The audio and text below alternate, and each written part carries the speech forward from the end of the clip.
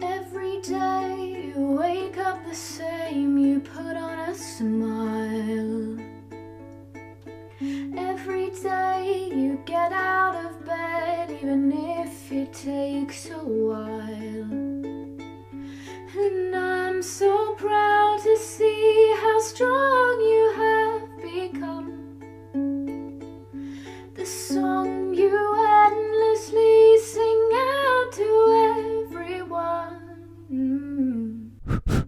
This is gonna be a good video. It's a top surgery Q&A. There's only 4 questions, but they're all hella interesting. Question 1, will my boobs grow back? A lot of people have been worried about this. A lot. To illustrate, I'll share that my Insta was flooded with folks who were confident that they knew that my breasts, for sure, most definitely, would grow back. There were also people who just wondered. They weren't sure, but curious about it. Makes sense, you know, I'm not on testosterone. How does that work? I get it. Valid pondering. But let me just set the record straight for everyone. No, my boobs will not grow back. This is not a speculation or me being hopeful. This is a fact, confirmed by my doctor and backed up by observable science. That being the experiences of other post-op folks not on T. Our boobs do not reemerge, and this is why. When you get top surgery like I did, 95% of the breast tissue is removed. The milk ducts are gone, the mammary glands are gone. Basically, my nipples have no function. They are purely aesthetic. That's because I got a free nipple graft, and what that means is, in the operating room, the surgeon actually cuts off your nipple, trims the areola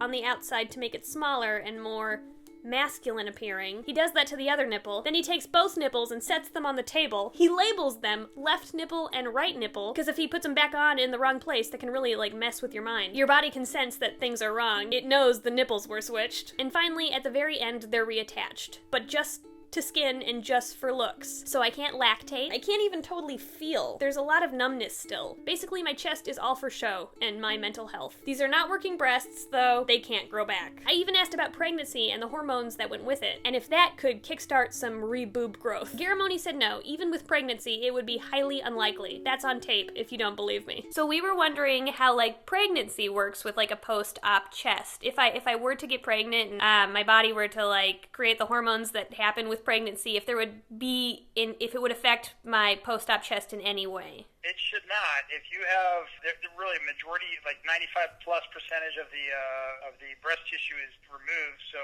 the remaining breast tissue, which is just so small and scattered, should not get engorged or anything like that. If it does, it's going to be very minimal. But ultimately, you're not going to grow breasts back. It's not going to affect your long-term results or anything like that. And I've seen trans guys get pregnant. Their boobs don't grow back. Also, shout out to Ryan Casada, an awesome trans guy OG YouTuber. He isn't on T and has a super flat chest, and it's been years.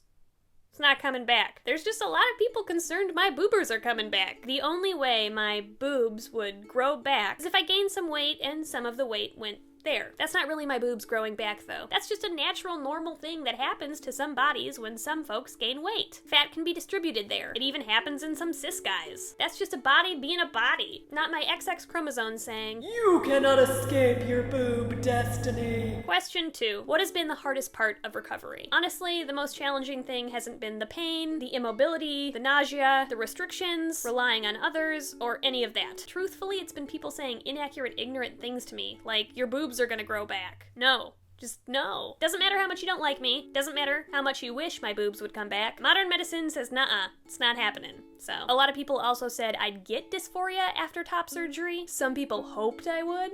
Oof, I'd never wish dysphoria on anyone. They said that I'm not really trans, I was making a big mistake, and I would feel horrible after. But I feel awesome. I've said that, and I think it shows. But instead of admitting they were wrong, those same people just doubled down, saying things like, "You might not have dysphoria now, but you will. One day. Just you wait, Ash Hardell." So I guess the only way to prove them wrong is if my last words on my deathbed are something like, "Top surgery rocked, glad I did it, peace out." Blech.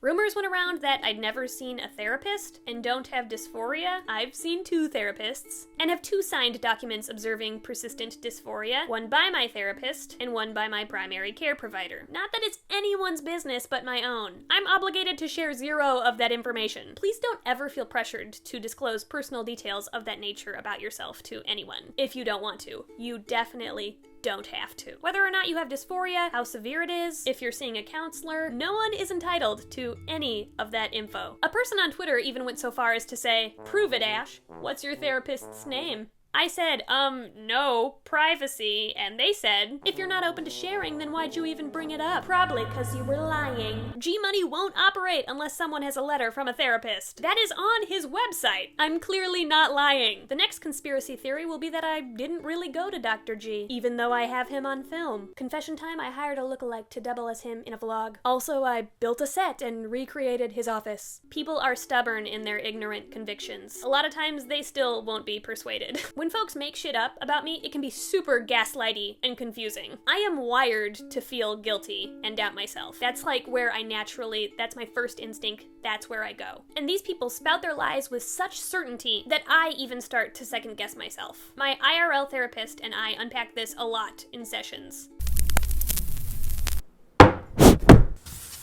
Hello! Welcome to the obligatory ad portion of the video. Bear with me, Grace and I are saving up for an important January thing. Also, if I look like a mess, it's just because I've been crying all day. No big deal. Life is hard, what you gonna do? Do you like my mug?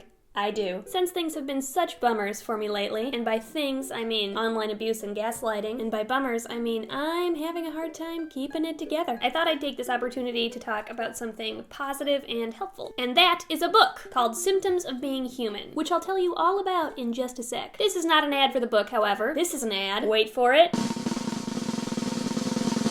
For Audible! Audible, as I'm sure many of you know, is a huge online library of books you can listen to. With the holidays coming around, a rad audiobook could be a cool gift for you or someone you love. And right now, you can get 3 months of Audible for just $6.95 a month. All you gotta do is go to audible.com/AshHardell or text Ash Hardell to 500-500. Okay, Symptoms of Being Human. Why do I like it? Well, it's all about a gender fluid person and reading about how they experience gender and navigate real and online life is so flipping affirming. Now and then their gender will shift subtly, and they have a popular online blog. I relate so much, it's painful and validating. When I read this book, I feel less like a freak, cause, you know, there's a totally fictional character out there who also feels kinda like me. So I'm not alone. Me and this imaginary person are in it together. Oh, I'm sad. I've listened to sob twice, usually while I'm at the gym. Sometimes I cry on the treadmill. It's weird. Anyway, besides Symptoms of Being Human and other well-known works, Audible also has Audible Originals, which are exclusive Audible titles created for Audible. And you can listen on any device, anytime, anywhere. Oh, the convenience. So once again, if you go to audible.com/AshHardell or text Ash Hardell to 500-500, you can get 3 months of Audible for $6.95 a month. It's a steal! Lol, I literally just realized that my book is also on Audible. The ABCs of LGBT, right there it is. I don't regret plugging Jeff Garvin's work instead of mine, because Symptoms of Being Human is so good. Yeah, I made the right choice. If you read it, you should tweet me and tell me what you think. It just has such a special place in my heart. Okay, we can get back to the original video. Thanks for listening. I appreciate it. Sponsorships actually help me make money online, which is nice. Alright, things got kinda sad for a bit. Let's lighten the mood. Question 3. What's one weird thing about recovery? Well, I thought my nipple was gonna disappear. At one point, half of my left guy totally lost pigment and turned white. Like legit, the shade of my t-shirt. It didn't look natural, so that was concerning, but it only lasted like 4 days, and then slowly the pigment came back, so all good. Stressful, though, in the moment, and I'd never heard of anyone talk about that problem before, so thought I was all alone in that. And finally, let's end on a super happy note. Question 4. What is something exciting about being post-op? I get to feel a t-shirt on my chest for the rest of my life, and that is so... I can't even tell you how amazing that is. It's so good. Oh, it's light and comfy and liberating, and I love it. And I was really excited about getting my nipples pierced, but now I don't know if I want to. My nipples are so nice. Like, the doctor did such a good job. If I pierce them, am I messing with that? Like, will they scar or become misshapen at all, or like be affected by the piercing? Are there any post-op people out there who've gotten their nipples pierced? What was your experience like? Would you recommend it? Would you advise against it? I want to know. I'm curious. All right, that's all. Okay, bye. It's okay to fall, I will always catch you. And sometimes when you cry,